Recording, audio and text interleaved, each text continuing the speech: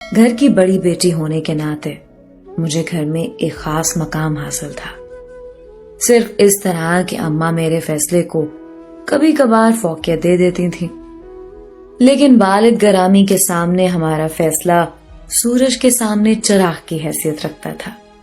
چراغ بھی نہیں، موم بتی کہہ لیں تو زیادہ بہتر ہوگا۔ جب ہم میٹرک میں تھے تو ہماری ایک استانی ہوا کرتی تھی، میڈم ظہیر صاحبہ۔ ان کا نام مجھے عجیب لگتا تھا۔ جب امی مجھے ٹیوشن چھوڑنے گئیں اور کہا کہ ظہیر صاحبہ کے پاس جانا ہے تو میں نے ضد لگا لی کہ نہیں، ماسٹر کے پاس نہیں جانا، لیکن اماں نے کان کے پیچھے لگائی اور کہا کم عقل استانی ہے وہ، اور تیرے اسکول کی ہے۔ یکدم میرے دماغ کی ساری حصیں بیدار ہوئیں کہ آخر ایسی کون سی استانی ہے جو ہمارے اسکول کی ہے اور ہمارے محلے کی، اور مجھے خبر نہیں۔ خیر، والدہ محترمہ نے مجھے بڑی سی چادر اوڑھائی اور وہ سارے ادب آداب سکھائے جو گھر سے نکلنے سے پہلے ان کے فرض اولین میں شامل تھے، جس پر وہ عمل درآمد کرنے کی پوری کوشش کرتے۔ بہرحال میں ان کی ہر کوشش کو ناکام بنا دیتی، اور آدھے ہی راستے پر بیڈ شیٹ جتنی چادر کا پلو میرے پاؤں کے نیچے آ جاتا، اور راستے میں ہی اماں کی ایک پیاری سی گالی میری سماعت سے ٹکراتی، لیکن میں نے اس پر شرمندہ ہونے کی زحمت کبھی نہیں کی تھی۔ گھر میں تو ویسے ہی ہماری محنتوں اور لائکیوں کے قصیدے پڑھے جاتے تھے۔ تھوڑی ہی مسافت پر استانی صاحبہ کا گھر تھا۔ گھر پہنچے تو پتا چلا کہ یہ تو وہی استانی ہے جس کے قہر سے پورا اسکول پناہ مانگتا ہے۔ بات یہ تھی کہ استانی صاحبہ بہت موٹی تھی، اور ان کا ہاتھ کسی ہتھوڑے کی مانند جب کسی نالائق اور کن ذہن بچے کے گول مٹول گالوں پر پڑتا تو اس کی ساری حصیں بیدار ہو جاتی، اور پھر چند ہی منٹوں میں وہ رٹو طوطے کی طرح فر سبق سنا دیتا۔ ٹیوشن سینٹر کا منظر کچھ اس طرح تھا کہ کمرے میں ایک بڑی سی چارپائی پر استانی صاحبہ براجمان تھی، اور کمرہ کھچا کھچ بچوں سے بھرا پڑا تھا۔ کچھ تو کونوں میں دب کے بیٹھے تھے۔ میں ٹاپ کر استانی صاحبہ کے قدموں میں جا بیٹھی، اور میری والدہ ان کو میرے قصے سنا کر واپس گھر چلی گئی۔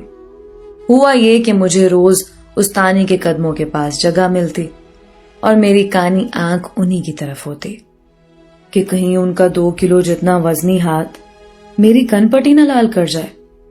کچھ دن تو مجھے ایک نئے شاگرد کا رتبہ ملا، لیکن اس کے بعد میری شان میں باقاعدہ طور پر کمی آنے لگی۔ استانی کے پاس ایک لڑکی پڑھنے آتی تھی جس کو ہر وقت کام پہ لگائے رکھتے۔ ہوا یہ کہ اس نے تنگ آ کر ٹیوشن ہی چھوڑ دی، اور پھر ساری ذمہ داری مجھ غریب کے کندھوں پر آ گرے۔ جیسے ہی میں کتاب نکالنے کے لیے بیگ کی طرف ہاتھ بڑھاتی، ان کی دل ربا سی آواز میرے کانوں میں پڑتی، بیٹا چائے تو بنا لو۔ جب سے میں ان کے کام کرنے لگی، ان کے رویے میں مٹھاس نہ جانے کہاں سے آ گئی۔ یہ شاید یہ میرے ہاتھ کی شیریں تھی جو ان کی چائے میں گھل کر ان کے لہجے میں مٹھاس لے آئے، لیکن دوسروں کے ساتھ ان کا رویہ وہی قاہرانہ تھا۔ چائے تک تو ٹھیک تھا، پھر انہوں نے اپنی چھوٹی بیٹی جس کی ناک ناقابل برداشت حد تک بہتی رہتی، اس کی ذمہ داری بھی مجھے سونپ دی۔ 5 منٹ بعد کچن سے اس کا فیڈر بھر کر لانا میرا اولین فرض تھا۔ ایک دن انہوں نے مجھے کوئی تیسری بار چائے بنانے کا کہا۔ آج میں نے سوچا کہ کیوں نہ استانی صاحبہ کو اچھی سی چائے پلائی جائے۔ میں نے ایک کپ میں 4 چمچ چینی کے ملائے اور کڑک سی چائے تیار کی اور پلیٹ میں رکھ کر پیش کی۔ پلیٹ میں چائے دیکھ کر استانی صاحبہ نے چشمہ درست کیا اور کپ اٹھا کر پاس ہی چارپائی پر رکھ لیا۔ میں نے بسم اللہ کر کے کتاب کھولی اور کانی آنکھ سے استانی کو دیکھا کہ پی رہی ہے یا نہیں۔ قریب 5 منٹ کے بعد انہوں نے کپ اٹھا کر منہ کے ساتھ لگایا اور پہلے گھونٹ پر ہی ان کے چہرے کا زاویہ بدل گیا۔ میں نے بامشکل تھوک نگلا اور جھوم جھوم کر سبق یاد کرنے لگی، جیسے مجھے تو کسی چیز کا علم ہی نہیں۔ یہاں تک کہ استانی کی کڑکتی آواز ابھری، اتنا نمک؟ तुम्हें शर्म नहीं आती? नमक? मेरे लाशऊर में ख्याल उभरा। ओह, गुस्से में आकर मैंने जो 4 चम्मच चीनी के मिलाए वो चीनी नहीं, आयोडीन वाला नमक था। फिर उसके बाद मुझे रोजाना 3 दफा चाय बनाने की सजा मिली। ना जाने मैंने कैसे वो साल उनके साथ गुजारा।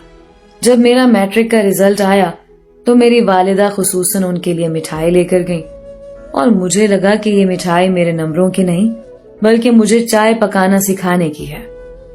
रिजल्ट आया तो मौसूफा के इतने नंबर आए कि रिकॉर्ड बन गया जो अभी तक बाकी है। और दादा अबू, जो मुझे भोला पहलवान कहते थे, हमेशा की तरह मेरे पास होने पर चाचा शीदे की दुकान से गुलाब जामुन लाए, जो वो मेरे हर नतीजे पर लाया करते थे। अभी मैंने डब्बा खोला ही था, अम्मा कहने लगी कि अपनी उस्तानी के लिए भी ले जाना। मैंने अम्मा के आगे हाथ जोड़ दिए कि अम्मा आप दे आई है ना, बहुत है, इतना मीठा उनको नहीं पसंद।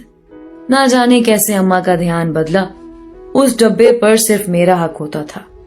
मैं किसी को दूं या ना दूं, फिर मैं रहम खाकर अपने बहन भाइयों को एक आध खिला ही देती। जहां मुझे अपने मैट्रिक के नतीजे की खुशी थी, वहां इस बात पर भंगड़े डालने को दिल कर रहा था कि अब चाय नहीं बनानी पड़ेगी। गुलाब जामुनों का आधा डब्बा खत्म करके जैसे ही मैंने आंखें मूंदी, दूसरे कमरे से अम्मा की आवाज आई, पुत्र चाय बना के ला। और फिर आंखें खोलते ही मेरे ख्वाबों का महल चिकनाचूर हो गया। चाय बनाने वाली कैदे बा मुशक्कत ना जाने और कितना अरसा काटनी थी। बस वो दिन है और आज का दिन है। ये चाय बनाने की सजा काटती आ रही हूं। आप सबको एक ही पैगाम दूंगी, चाय अच्छी बनाने वाली कोशिश मत कीजिएगा। अगर अच्छी बन गई आपसे तो ये चाय का अवार्ड आपके नाम लिख दिया जाएगा। फिर आप चाह कर भी चाह से जान नहीं छुड़ा पाएंगे।